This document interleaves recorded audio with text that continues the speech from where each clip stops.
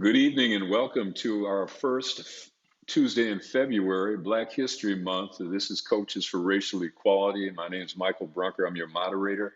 Our co-founder, Jeff Harper-Harris, will be coming in shortly. He has a game tonight, and I know many of you coaches do have games, and others wanted to be here but couldn't be here because they too are playing. But I just want to thank all of you for being here this February, and we've got a lot to talk about today. So as we look at the agenda that's behind me right now, you can see and keep in mind our game plan. And as we go through this meeting today, just remember the intent of what we're doing in terms of games that you've participated in.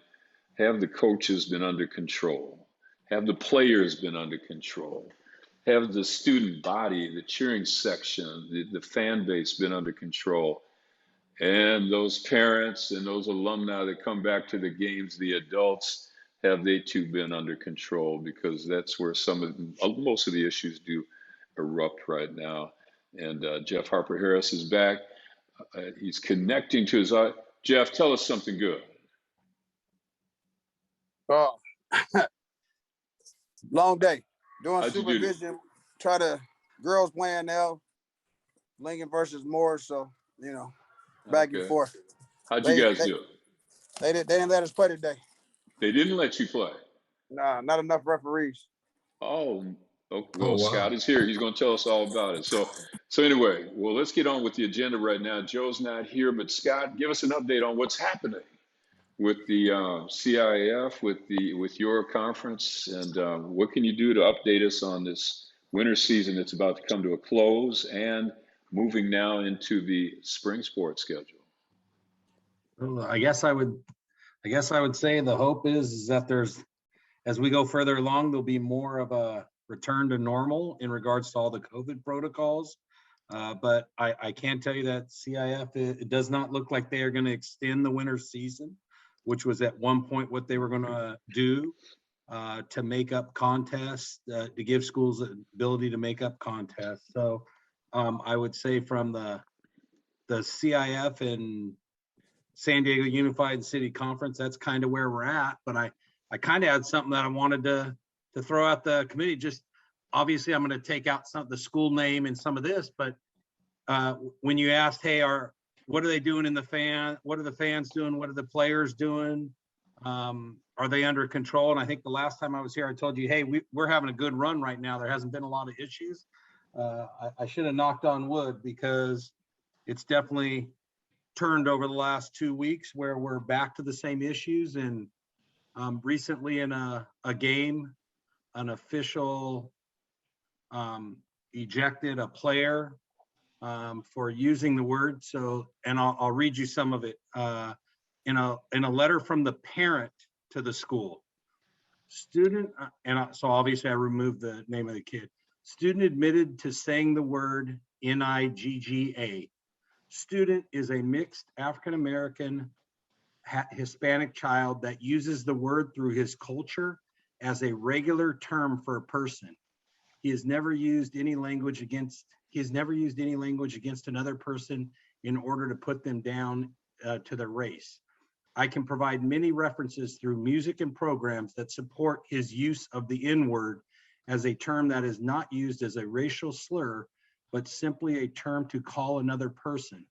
I know that we have many African-American children in our sports programs at our high school that use the word every day in regards to their teammates and friends, and it has nothing to do with being a racist, and it is an accepted practice.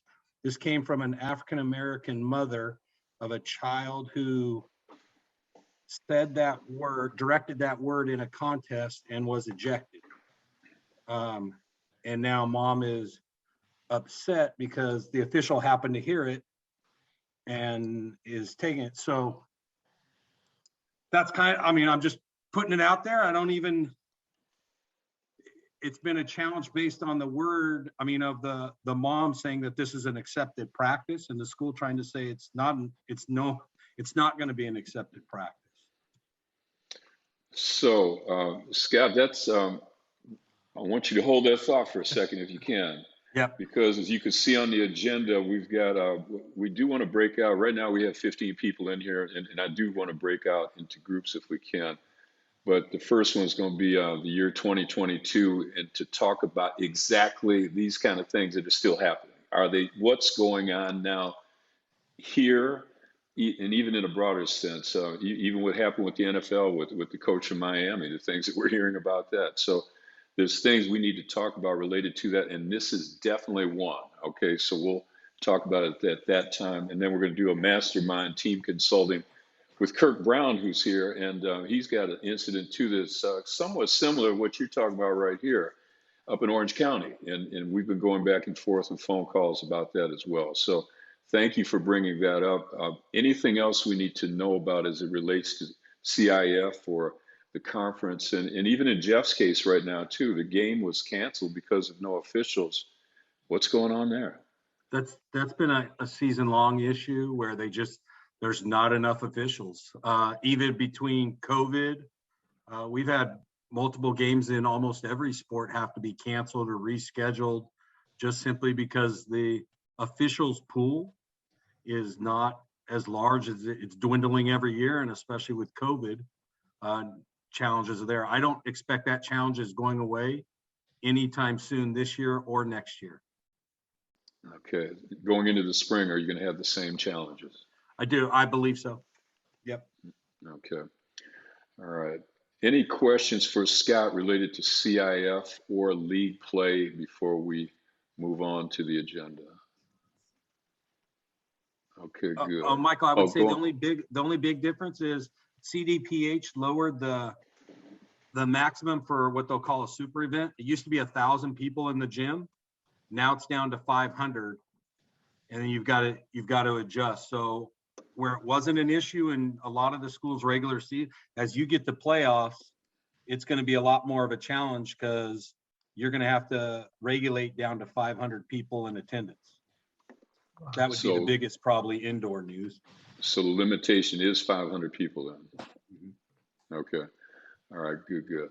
Okay, well, what we're going to do is we're going to move on the agenda right now, and just in recognition of Black History Month, I wanted to share my screen and just talk about a few things here that I think would be good for the group to see right now.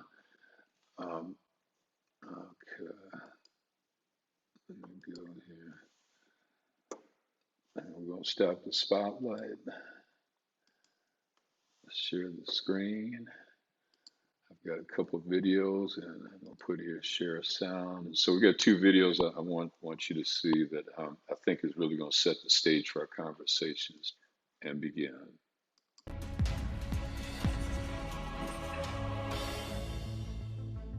What my dad was asked to do in 1947 still defies the imagination. Don't fight back, but fight through racism and hatred. Steal against spike-high slides and headhunters' pitches thrown with the power of Joe Louis punches. Survive for every player of color from the Negro Leagues and beyond. Succeed as if an entire people's dreams of shedding race-based shackles depended upon it. Prove to America that the color of one's skin should never be the only measure of a man, woman, or child. And do this all nearly 2 decades before the Civil Rights era. Back in the days when integration wasn't fashionable, he underwent the trauma and humiliation walking the lonesome byways towards the high road of freedom, Dr. Martin Luther King said. The aspirations of my father and my mother, Rachel Robinson, did not begin and end that April day.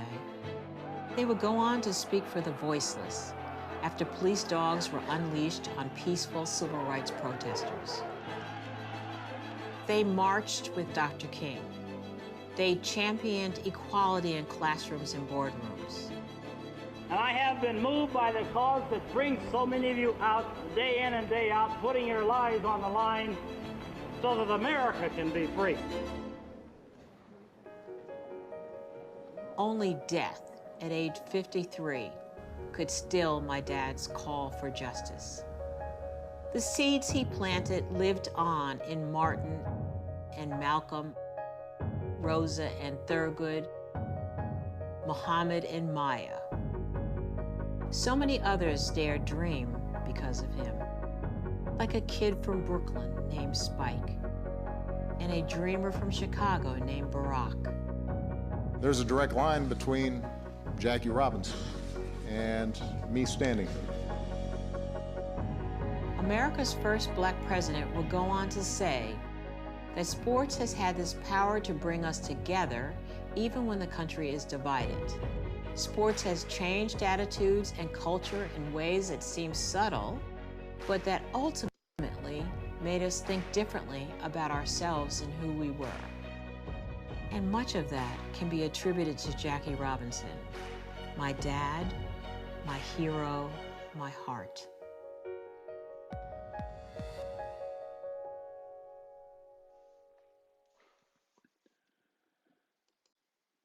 So Scott, I think that's a good segue into when you respond and possibly.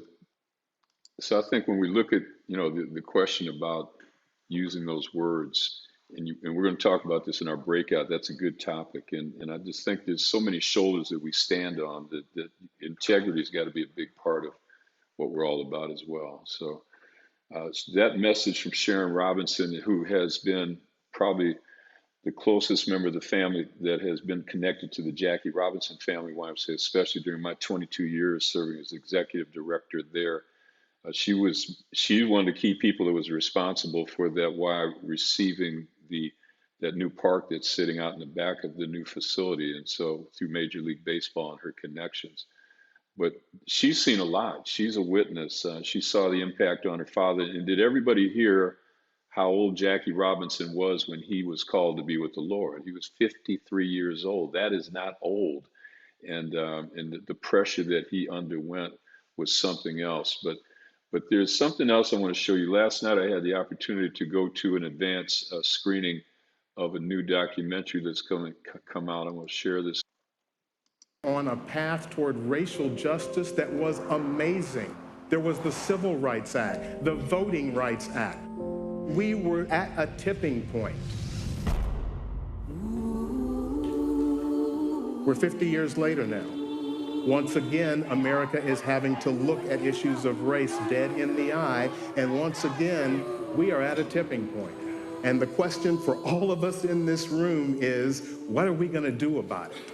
Well, I'm walking and talking with my mind. If I make the statement to you, America was founded on white supremacy. I'm walking and talking with my mind. You could say, Jeff, that's an extreme statement. And what I would say to you is, don't believe a word I say about it.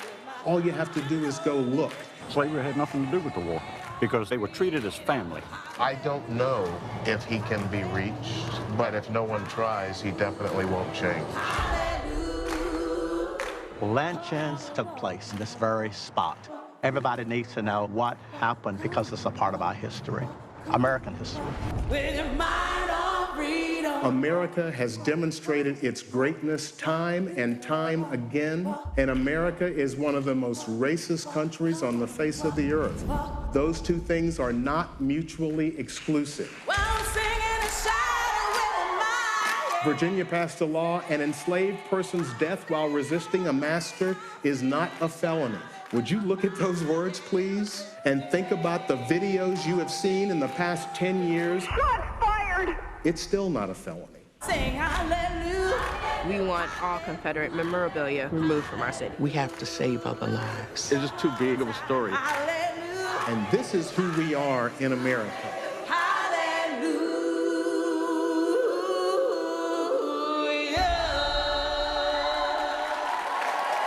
So we will be, that will be coming out soon. And it's something that I feel a lot of people need to see. It is a great documentary. And Jeffrey he's from Memphis. He was 11 years old when the Reverend Dr. Martin Luther King Jr. was assassinated.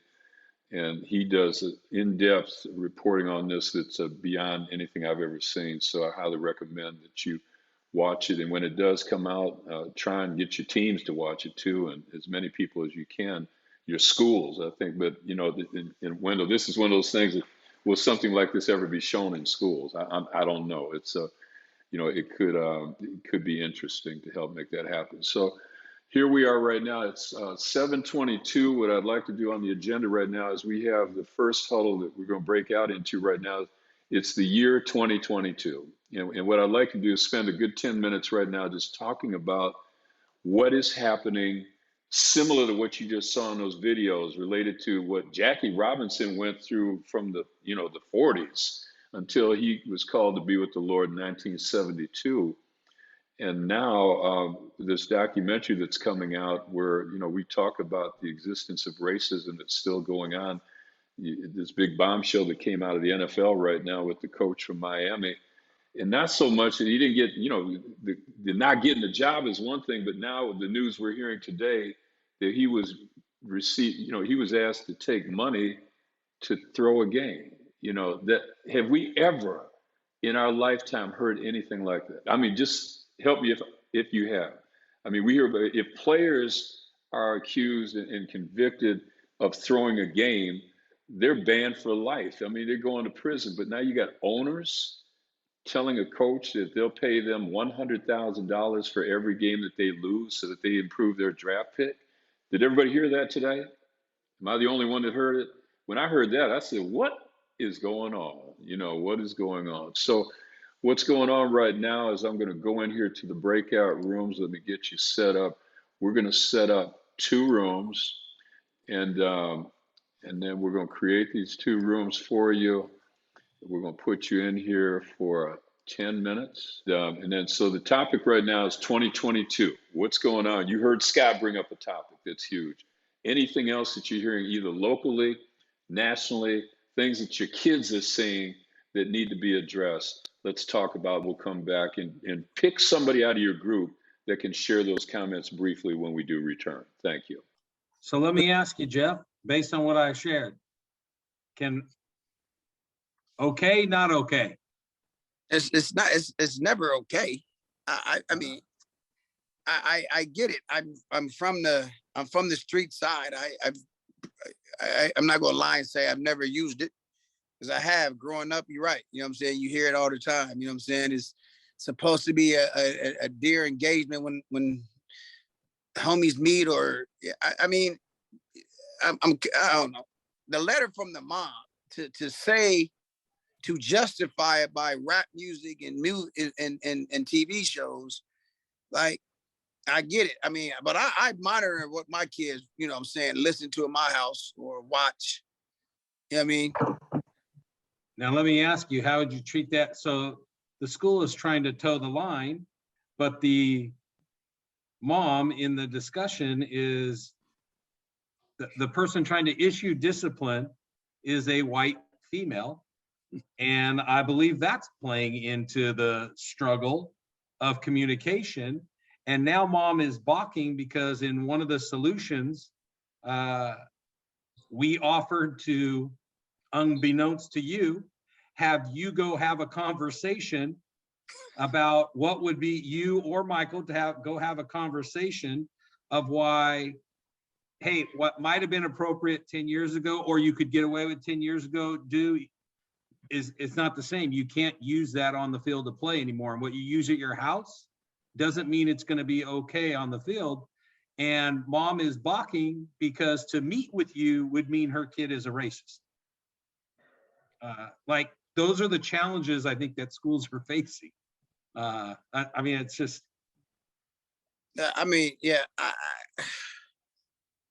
I think technically how it's perceived. I mean, I'm gonna put it in the context as I tell my kids, my players, my own sons.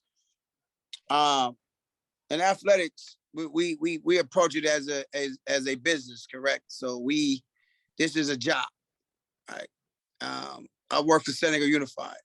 I cannot use that type of terminology at work. Therefore, the game, the court, the field, those are considered jobs. Actually, you know what I'm saying? It's not, it's a privilege to play sports. So it's not like you have to play. And Is that how you would counsel that student if you were to meet with him? Yeah, the student, I will counsel the student in a simple fact, as I'm counseling my own, or a young person on campus. Like when I'm on campus and I do hear the word, I tell young people, I don't want to hear it. Find another word. I don't want to hear it. I don't. You know, first of all, critical race theory is not taught. It's done in law schools. And it has to do with proving that racism exists, and you know, we know what but that's in the legal stuff. But you know, I'm a former history teacher, U.S. history teacher, you know, done all of it, even written a course on ethnic studies back in 1981, and taught it at Wangenheim Junior High for years. And you know, to me, all of it is about, what are you afraid of the truth? See, the truth will set you free. You know, but as long as you continue to run from it, whatever you don't confront, you know, is going to haunt you. And you know, what are you afraid of? You know, and Dr. King talked about that in a quote of his. You know, we fear each other because we don't communicate with each other. You know, we don't want to do that. So, you know, it's a heck of a statement, and it kind of ties into, you know, what we're talking about. And I'll read it real quick. It says, people fail to get along because they fear each other. They fear each other because they don't know each other. They don't know each other because they have not communicated with each other. We must develop and maintain the capacity to forgive. He who is devoid of the power to forgive is devoid of the power of love. And, you know, we're not fearing each other here on the screen because, you know, we're not afraid to talk, but that's not necessarily the rest of the world. And it's interesting for our young people to see, to me, a lot of this stuff around race and social justice being played out right in front of them. You can't run from it, you know. So how do you best handle it? You teach people how to handle it. You know, you bring it into your classroom, you talk about it, but you do it in a way that there's rules and guidelines and ways that you do it. It's not just throw it out there and then let them go at it. No, because they see too much of that when they turn on these crazy TV shows and nobody's listening. These panels on CNN and other things where they just talk over each other. Nobody's listening. And so, you know, it's not surprising to me that we see the incidents that we see at our games. You know, just. That's one of the things that my academy, that I work at a non-classroom based charter school, and the way we're organized is that each one of our teachers has 30 students. So it's like being in elementary school. So they really have an opportunity to develop a one-on-one relationship with their students. And all the instruction is, most of it's asynchronous. There's a little bit that's synchronous that happens during the week, but really that synchronous time is just a social emotional check-in. And because of our model, we're able to have some flexibility in what we use for a curriculum. We don't have a textbook that we're locked into. We have teachers that can choose to use elements of a platform called Zen Education that's got some really interesting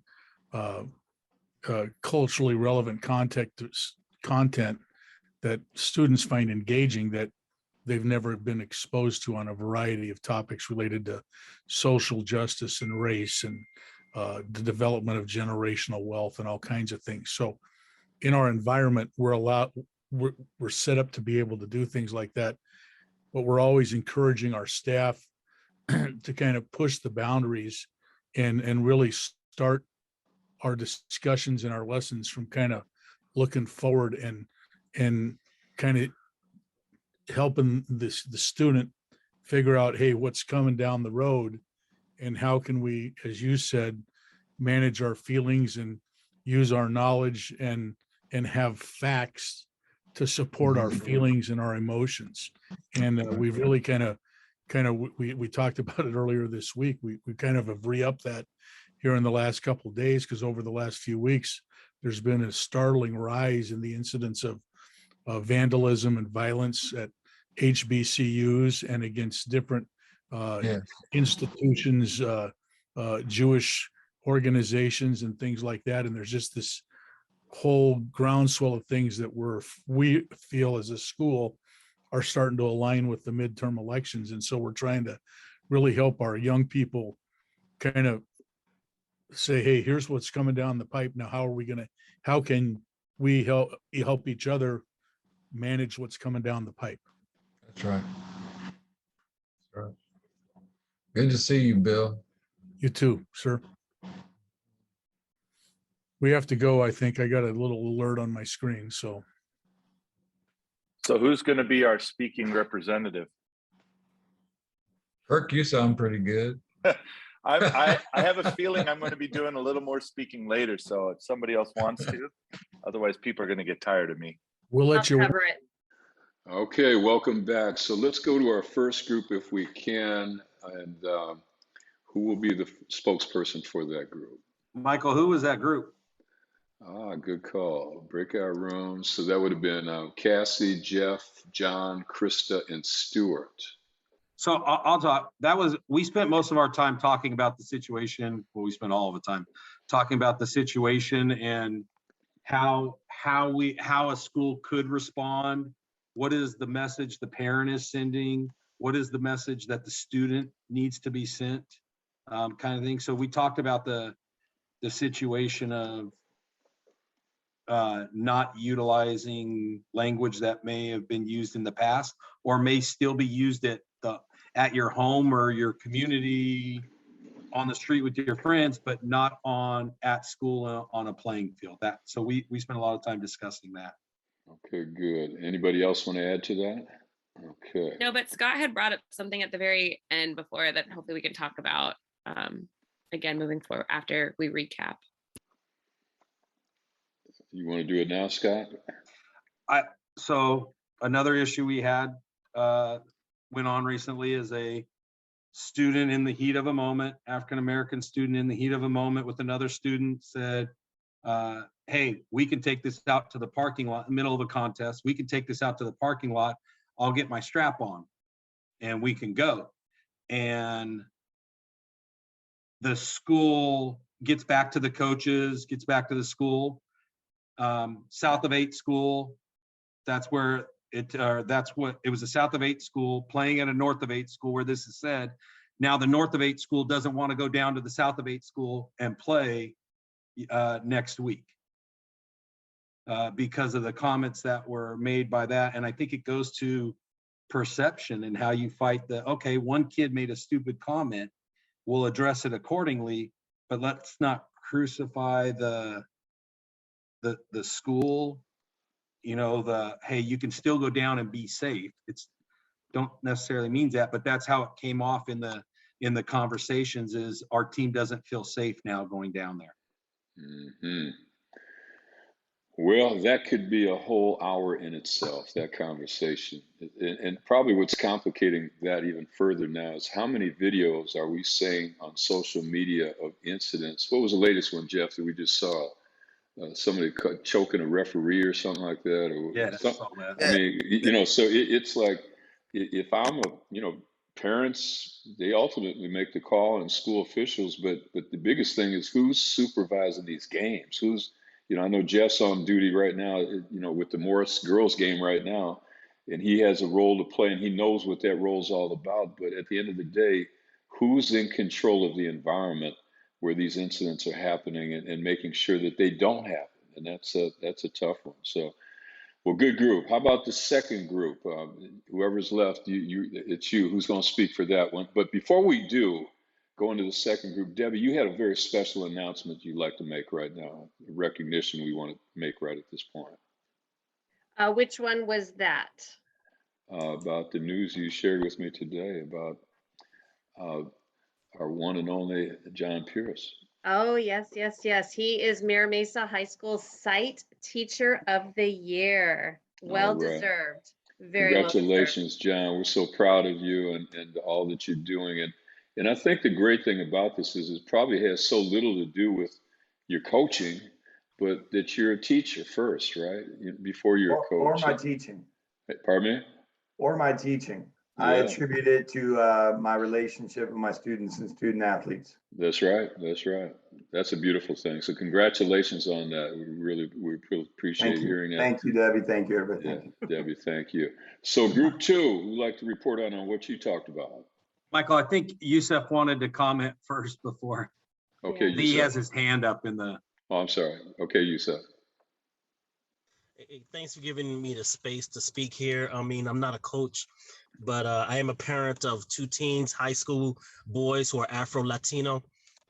And I think I agree with Coach Jeff on this, that we should have a zero tolerance on this thing. There's some understandings that we have pathologies in the Black community on what we do in that community, but on the court or on the field, this is a profession that we're preparing these kids for, and we should have a zero tolerance. And it doesn't matter what color your skin is. If we start making differences for the color of a person's skin, then we're going to cause too much confusion. A zero tolerance is the best way, in my opinion. And I don't care what their background is, full, half, quarter, I don't care. That word should not be used in a professional sense. And we can leave it to the African Americans to among ourselves to deal with what we do in our neighborhoods and in our homes. And that's a pathology that should be addressed. But in this situation, it should be a zero tolerance, whether it's an A at the end or an R at the end, no go. Thank you. And Yusuf, I appreciate you making that comment because Scott, even though you're calling on Jeff and myself to maybe intervene, parent to parent oftentimes works good too. I think that could be a good strategy too. So I'm glad that percolated up. Thank you again, Yusuf. I'd like to just add on real quick that Jeff had the exact same points in our group as part of that conversation with the professional setting. So Yusuf, he kind of echoed your sentiments exactly as well when Jeff spoke within our group. That's right. Zero tolerance. Good job. All right, group 2, who's up? We started our conversation just with Kirk talking about teaching in history and maybe how it's taught in one state versus another, and some teachers may be feeling concerned about what they can or cannot teach because how's it going to come back to them, and how are the parents going to react. And I just relayed a story about a parent who had asked for a meeting with me because they were concerned about their child being in the at our high school for the ethnic studies. We're doing it through our English classes. It's called Identity and Relationships. And so the parent challenged me why that was being taught.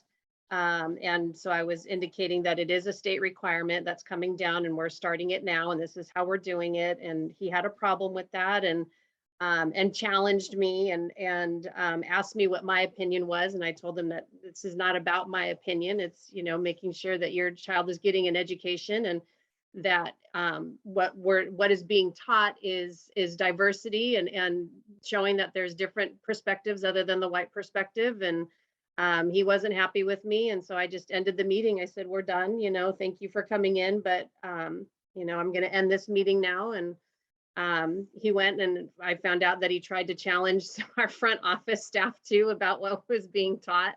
And he ended up leaving, but it was just an interesting conversation of, what's being taught and, how some parents are reacting to it.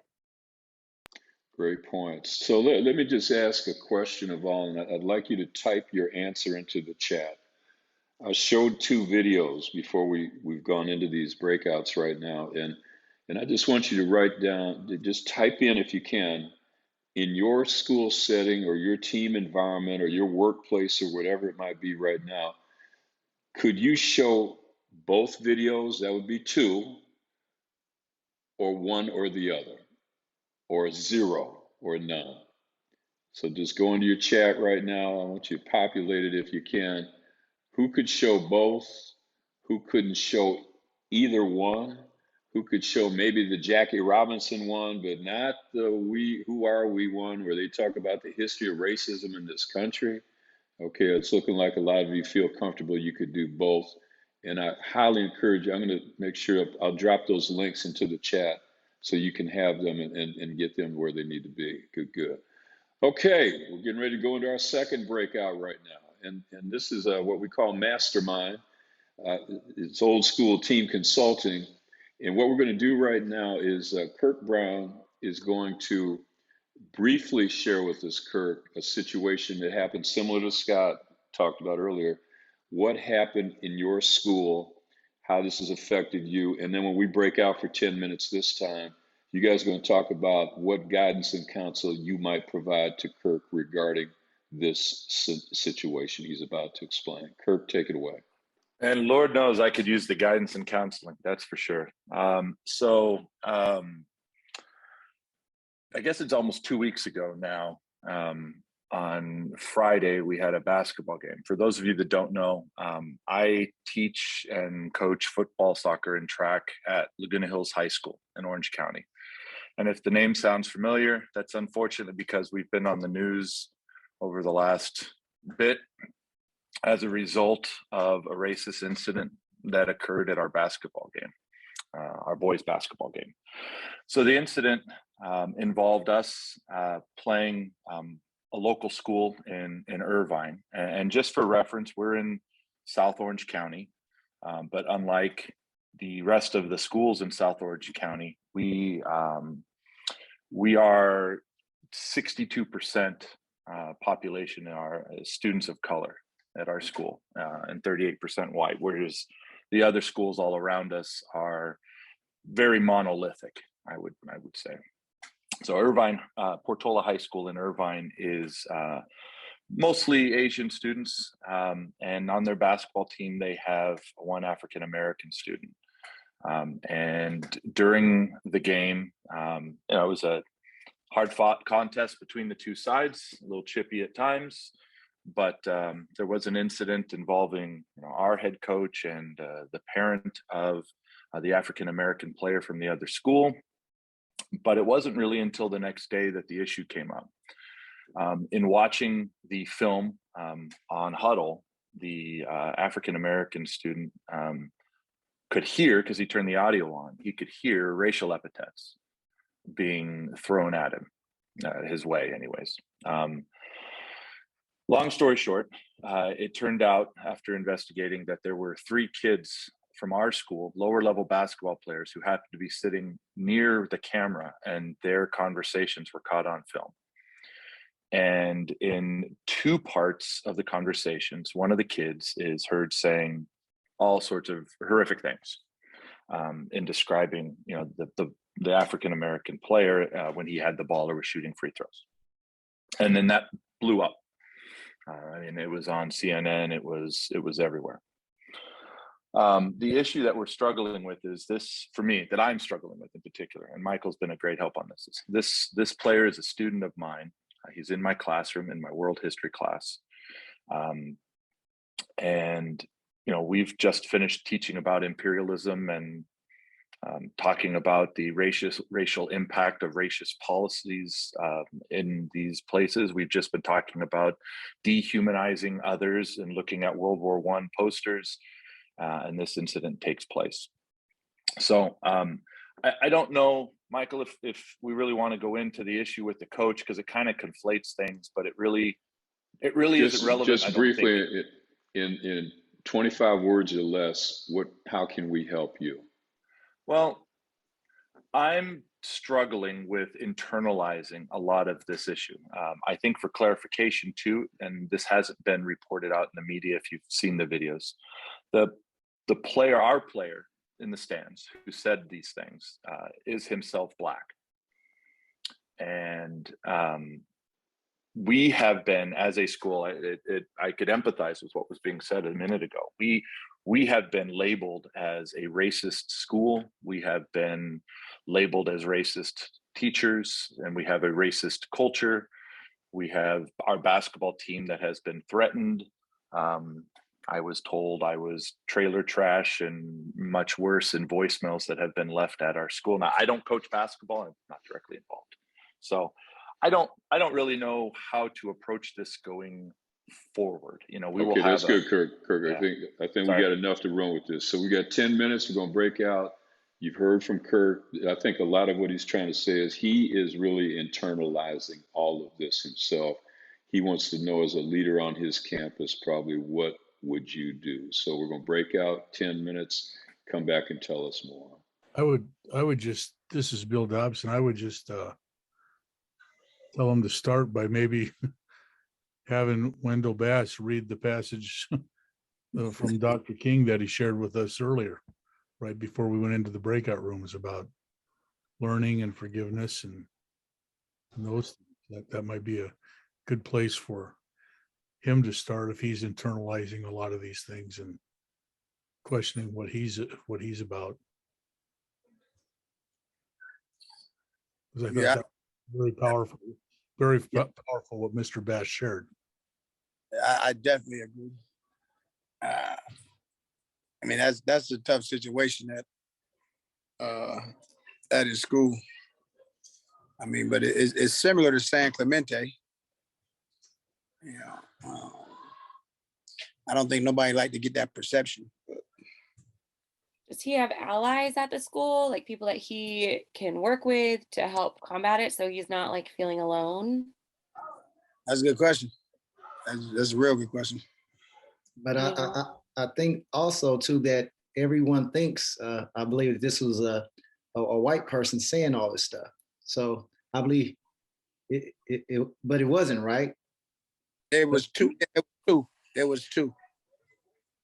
One would think I think one was white, one was African American, or yeah, something like that. But yeah, I think that's all just important for. And they say it was total three that was by the huddle, by the video I was filming. So I think that's important for people to know, because when I heard it, I'm just thinking it's this white school, and this was all just said. But I think we all should just at least know that part, and then we can help better, educate people on the matter. But again, it just seems like it was just white people doing all this, so it just makes it seem even more extreme than what it is, and it is extreme. But I'm just glad to hear at least this part, and I'm puzzled now. Wow. I would say for Kirk, there could be that moment of self-reflection of just like, okay, what are my actions? What, have I said anything in the past? Just to have that reflection and see, is this a learning growth opportunity for him? I will say though, at least at the school where I work, we have been the focus before of different media type things, and the school is only able to say so much from what the district will allow them to say.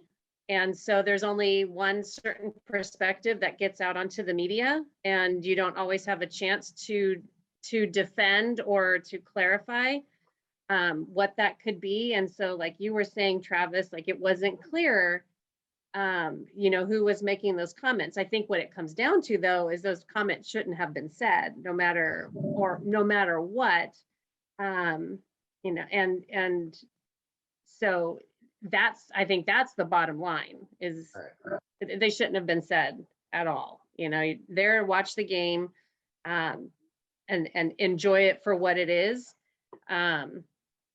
But the media definitely can skew things. I think it was great, Krista, what you said of, who are allies that Kirk has at his school. And he might, maybe he needs a little confidence boost too, of like, hey, you're doing well. And so that way he doesn't kind of get sucked into that, because it's something like that can really affect you negatively if you're thinking of yourself in one way, and then all of a sudden now you're having slurs thrown at you. Right. It's just interesting. So it's really about the tone that you set on your campus. What you're feeling, I think, Kirk, is you want your campus to be a certain way, and you're frustrated. But part of I think the frustration is coming because it doesn't seem to be. When you start having stuff all the time, somebody's not talking and someone's not stepping up and doing what they need to do. And so then guys like yourself, you get caught. You're highly regarded, you're highly respected, but you're caught and you try to do something about it, but you can't get the support that you need school-wide, system-wide, because leadership is not there. And to me, the principal is the most important person on that campus. It's not so, Jim Velasquez used to tell me, he said, Wendell's not so important that you know every student's name. They need to know who you are. See, and so I don't know. I mean, that's just. Yeah, but let me, because that piggybacking on what Wendell is saying, though, Kirk, because I hear you're saying, how do you're struggling to internalize as a staff member, and right. I guess that goes to leadership myself of asking you, I'm imagining your school is probably in damage control as opposed to we're looking long-term how to heal and move our school forward as a whole. Most districts, or at least in my experience in schools, they're more in a damage control of how we deal with it, and are trying to, instead of trying to heal, educate, and move forward. That's just my experience. And so I don't have a solid answer, but maybe some others do, of how to move you forward. My response would have been more of, hey, what's your leadership doing? Where's the CIF in this? But those aren't going to help you heal internally and move it forward. But those are definitely questions I have, is why isn't there, where is it at the top? Like, what's happening at the top? I think one of the problems we're running into is that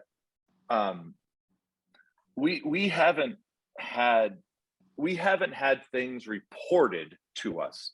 As I know there are racist things that happen on every campus, but nothing has been reported to our administration, and certainly nothing that would ever force us to react. And so we have things in place in my classroom. We have cultural events on our campus, and I think we felt we were good and we were doing right and we were okay. And until you get hit upside the head, you kind of wonder, you don't realize that you're missing things. And so part of me is sitting there, okay, so what are we missing? And what can I do in my classroom? Obviously, simply teaching about it and being anti-racist and not just racism, here it is, isn't enough. Like I said, the day of the event, we had been talking in that kid's class about the impact of dehumanization and the language and why that happens. And that's the part that is mind-boggling to me. And yeah, I don't have control over the principal and what he does, and that's certainly a struggle. But I think we're caught unawares because the issues we've had more are Latino, white, any sort of conflict between those two groups. So it's painful. It hurts. It just, like, how could this happen to us, sort of feeling. And I think, it bothers you because you want your place to be as great as it can be.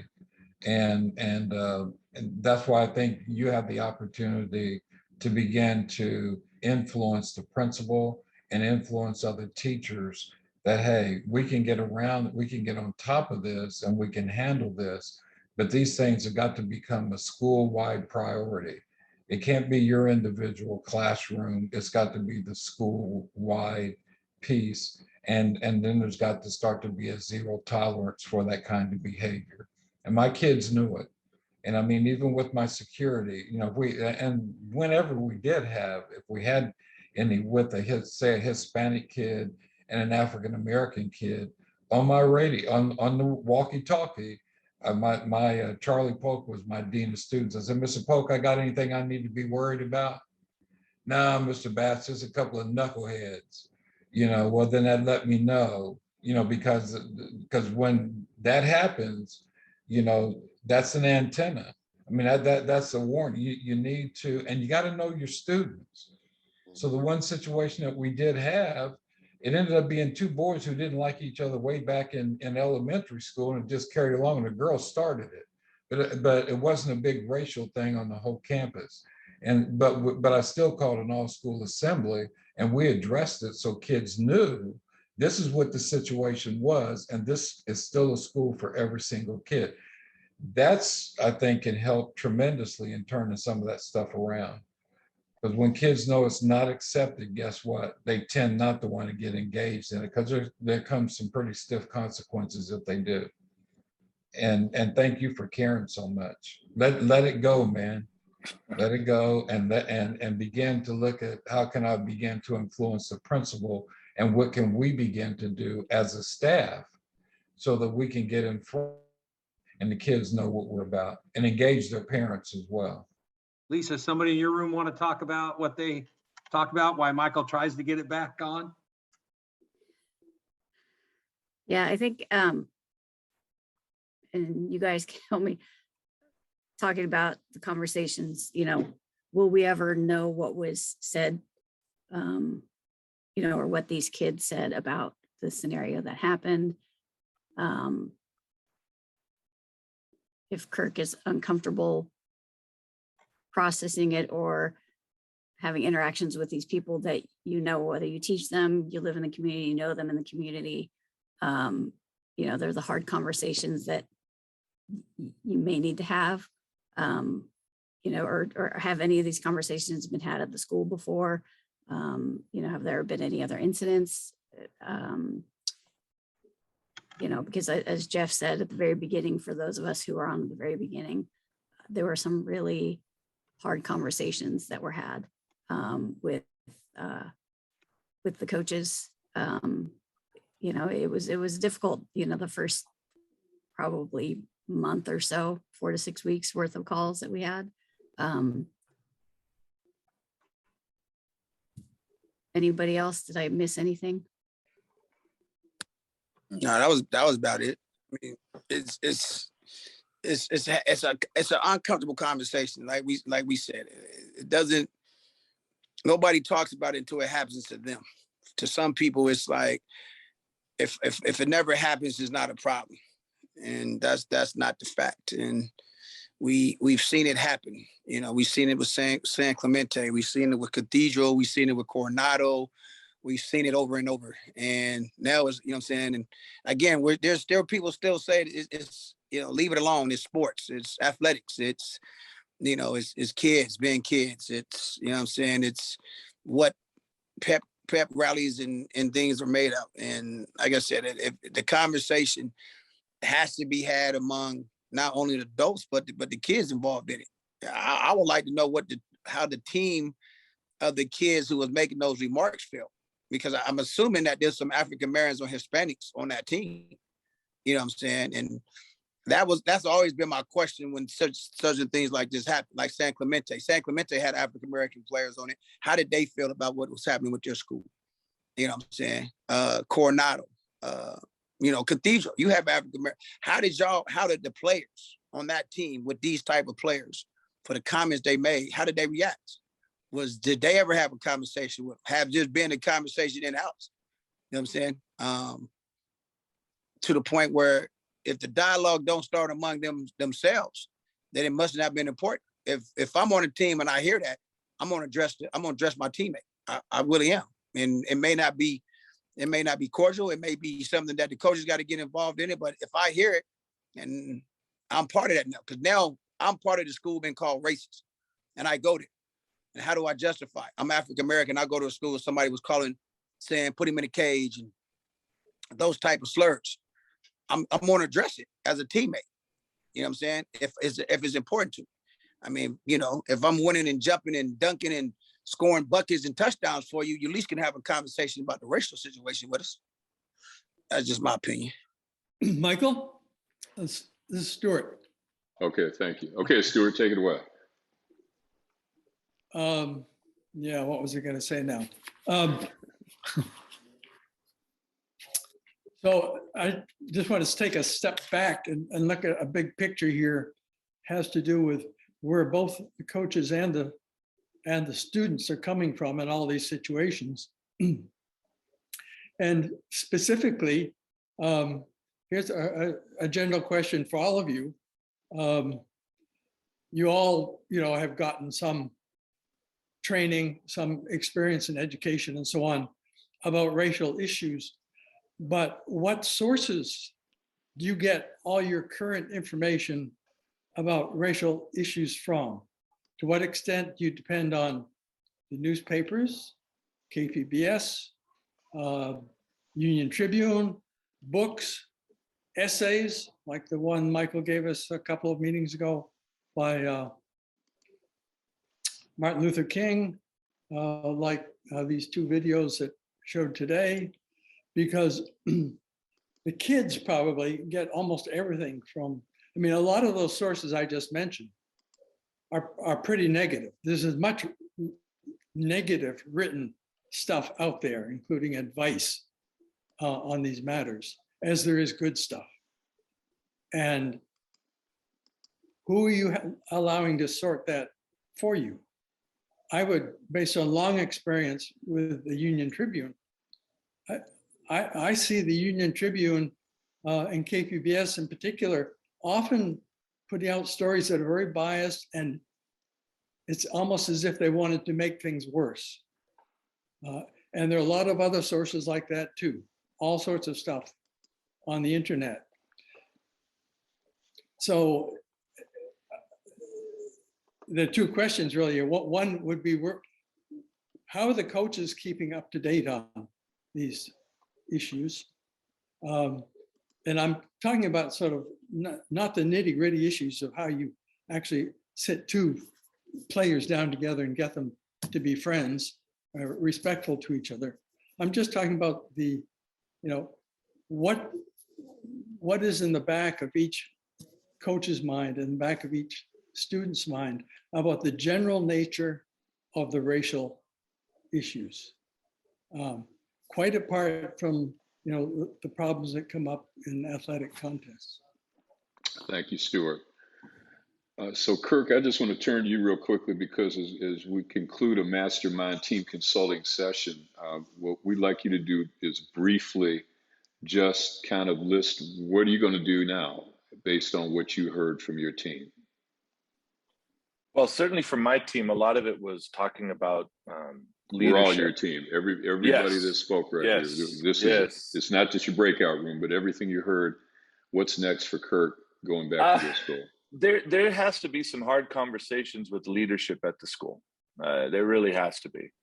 We have to make it a priority, and that speaks to what Coach Harper was saying and what Wendell was saying. It's got to come from leadership. It has to be a priority and made clear to the kids that it's a priority to us as a school to have these conversations and just to let them know where things stand. And then, Coach Harris, it'll be interesting to see. That player comes back to class tomorrow, and I'll be interested to see how he's received. But for me, it's I got to talk to our principal and our admin about what our plan is, where we're going from here. And as Wendell said, quit internalizing it. I kind of told you that the other day, didn't I? You did kind of tell me that the other day. And just to summarize what I told Kirk, I learned a long time ago, there's 5 guarantees in life. The first guarantee is I can't control what other people think. The second guarantee is I can't control what other people say. And the third guarantee is I can't control what other people do. The fourth guarantee is if I worry about what they think, say, and do, I could become angry, upset, frustrated, depressed, just all of the sick, whatever it might be. The fifth guarantee is I can control what I think, what I say, and what I do. And I think part of what you've done here, Kirk, is you've taken the first step by asking for support. You sent long emails and long text messages about the situation. I still haven't seen the video myself, but you definitely told me what it's all about, and you definitely internalized it. But what I suggested to Kirk when we talked on Friday, or maybe it was Sunday, I'm not sure what day it was, but maybe it was Saturday. I think Saturday. I said, Kirk, you got to keep things in order too. Your worship and your family. This coaching and teaching is number 3. It's anything else. Take your family out for dinner. Just don't even talk about the incident. and get yourself rejuvenated so that you can come back strong and go back with this guidance. And so here we are 3 days into the week. You got great counsel. By a show of hands, if Kirk needed anybody to join him in meeting with an administration at his school, if you'd be willing to participate, put your hand up. Anybody? Anybody here want to help? I mean, so I think, Kirk, you got a lot of allies. I think someone else, who Krista, talked about the importance of allies, right? And so there's a lot of allies in Coaches for Racial Equality that are here and not here that would be more than willing to help support you in what you're dealing with right now, as we would anybody else here. Scott, I think that's why you keep coming back, because you know you've got support here. You're not just an administrator, but you've got support. And Scott, are you prepared to make an announcement about a new hire that was just made by San Diego Unified School District? Yeah, San Diego Unified has hired a middle school athletics coordinator for the first time. So we are looking to start middle school athletic programs and have that really take off. And it's taken me 7 years, but we are there, and it will be leading our program is going to be Lonnie Jones, who is the girls basketball coach at Lincoln. He'll finish his year out this year, but he is already over in my office working and putting things together, FAQs going out to communities, etc. So a lot of good things. Excited what Lonnie's going to be able to bring to the program. And as you know, Lonnie has been a longtime member of Coaches for Racial Equality, very outspoken. And I mean, I don't want to say outspoken, but he speaks up about these topics and has good solutions as well. And we're just so excited for Lonnie and all that he's done. And I know he's got not only Lincoln background, but he's done some things in Mira Mesa too, hasn't he? And San Diego. He's been with me at several stops. So I'm know Lonnie for a long time too, like most people. And Jeff, they're playing. Is the game over? Yeah. Lincoln won by 10. By 10. All right. Well, tell Lonnie congratulations for us if you can, and congratulations on his new appointment. We're all excited for him, and we're excited for all of you being here. So, Jeff is co-founder of Coaches for Racial Equality. You want to close us out tonight? Yeah. Again, I want to thank everybody. I know it's a tough. Sometimes it's Wednesday, especially basketball season. But I want to thank everybody for the conversation and continue the conversation, and hopefully, you know what I'm saying, we could, it's good because, like Scott will call me and throw some things off of me, and, you know what I'm saying, the things that my dad told me a while back before he passed about me doing this is actually coming true, and how I got to deal with it, and how, you know what I'm saying, the more people you get believing in what you believe in, and, and fighting a good fight, you know what I'm saying, and we're not going to change everybody's minds and mindsets, you know what I'm saying? And we're adults. The goal is to hopefully change young people's mindsets, because one day they'll be adults. So I definitely want to thank everybody. Stay blessed, and, see you in 2 weeks. Now, before we go, I would like everybody to open up the chat. So go down to the bottom, hit the chat button, and then move to the right side of the bottom, and where you see those 3 dots. Click the 3 dots, hit Save Chat, and now you've got all the links that were left in tonight's meeting. And those links will include the videotapes from Sharon Robinson, from Jeffrey Robinson, and also you'll see a KUSI interview that I did this week. As many of you may or may not know, January 31 is the birth date of Jackie Robinson. He was born on that date in 1919. He would have been 103 years old. His wife, Rachel, will be 100 years old in July. But there's a backstory there. If you listen to that interview, and it's ironic that we're here tonight talking about this. It was the students at Lincoln High School during a time of civil unrest in Southeast San Diego who were responsible for the renaming of the Southeast YMCA to the Jackie Robinson Memorial YMCA. And that happened in 1973, shortly after the time that Jackie was called to be with the Lord in 1972. So listen to those videos if you can, share them, use them, and just remember, Black History Month, right now, Black history is making history right now, because the stories that are being told, by some have never been heard before. And it's for all of us that when we hear it to continue telling those stories and keep amplifying the message and keep making it happen. So, Pastor Bass, if you could you pray us out if you can Sure. tonight? Yeah. And by the way, Michael, just a backstory to Michael. It looks like he just got on a red hat and a striped shirt, but it's actually representative of the Negro League Kansas City Monarchs. I think Jackie Robinson even wore that uniform, if I'm not mistaken. So thank you, Mike, with a big KC on the front. That's right. Not the Chiefs, but the Monarchs. That's right. All right. Let's go to but thanks for that acknowledgement and thank you for Kirk. I hope we helped you out tonight, and you'll be in our prayers. And Jeff, you're always in our prayers, and Michael and everybody in this group. So Heavenly Father, we thank you for a wonderful evening. We thank you for this wonderful organization. We thank you, Lord, for the the conversations that we're having that lead into actions, and actions sometimes we don't always see, but we thank you for it.